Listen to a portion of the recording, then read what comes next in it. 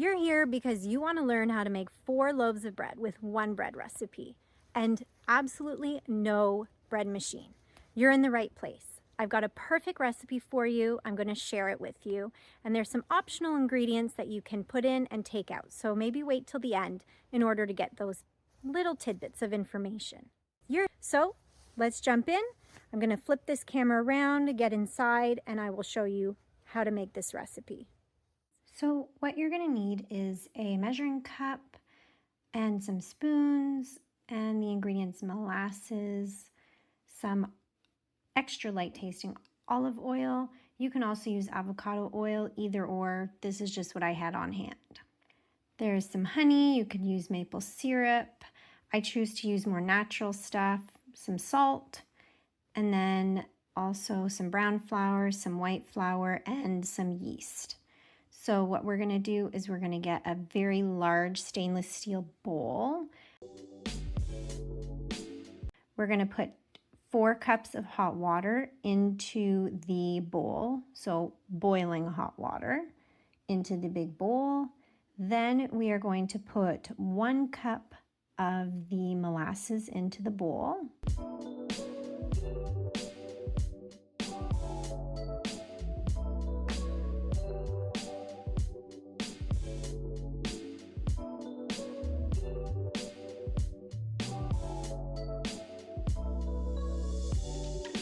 Once you use your scraper to get all the molasses out, then just give it a really good stir.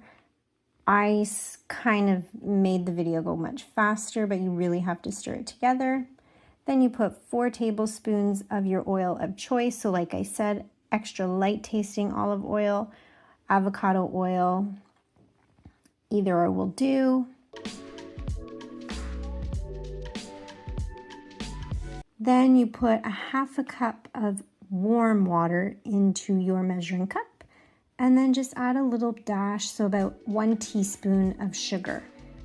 Your sugar of choice, so maple syrup or honey, and stir it right up. You're going to add 4.5 teaspoons of some yeast. I use the quick rise yeast so that it doesn't take very long, which is nice. Then I usually give that a stir so that it's all nice and mixed. Just let it sit until it doubles in size. So let the yeast grow and you will see it double in size. So once your yeast is doubled in size and the boiling hot water has went down in temperature a little bit, then you just pour them into together, mix them right up.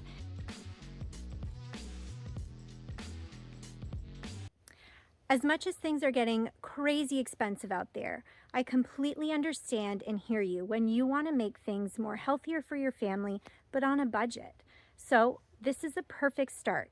Change 1 thing a week and change this probable good bread recipe so that you don't have to buy bread anymore, and you will be eating bread without chemicals or preservatives in it. And I'm guaranteeing you Now when the solution is ready to go, then you're going to add 8 cups of white flour. I try to always use organic flour. And then you're going to use 4 to 5 cups of the brown flour.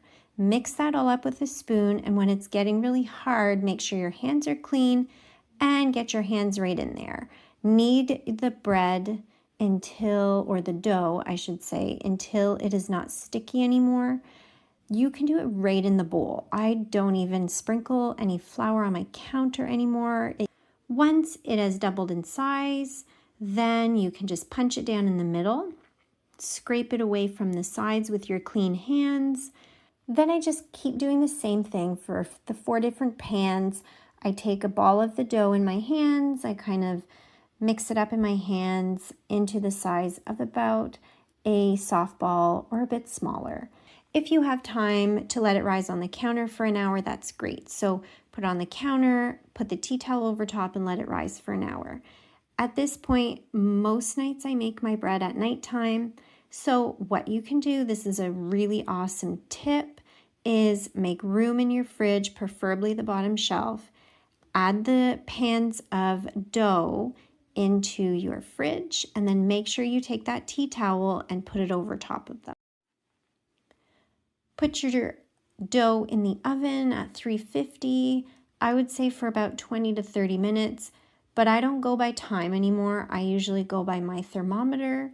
So what I'll do is, as you see here, I stick my thermometer in the thickest part of the bread, which is usually in this middle-ish.